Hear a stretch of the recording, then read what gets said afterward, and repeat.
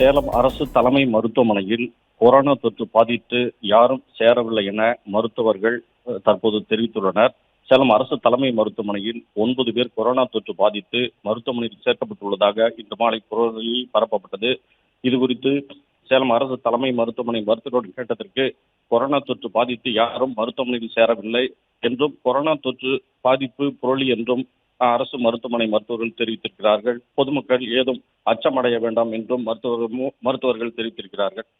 சேலம் அரசு தலைமை மருத்துவமனையில் கொரோனா தொற்று பாதித்து யாரும் சேரவில்லை என மருத்துவர்கள் தற்போது தெரிவித்துள்ளனர். சேலம் அரசு தலைமை மருத்துவமனையில் 9 பேர் கொரோனா தொற்று பாதித்து மருத்துவமனையில் சேர்க்கப்பட்டுள்ளதாக இன்று மாலை புறவழியில் பரப்பப்பட்டது. இதுகுறித்து சேலம் அரசு தலைமை மருத்துவமனை மருத்துவர்கள் கேட்டதற்கு, கொரோனா தொற்று பாதித்து யாரும் மருத்துவமனையில் சேரவில்லை என்றும், கொரோனா தொற்று பாதிப்பு புரளி என்றும் அரசு மருத்துவமனை மருத்துவர்கள் தெரிவித்திருக்கிறார்கள். பொதுமக்கள் ஏதும் அச்சமடைய வேண்டாம் என்றும் மருத்துவர்கள் தெரிவித்திருக்கிறார்கள்.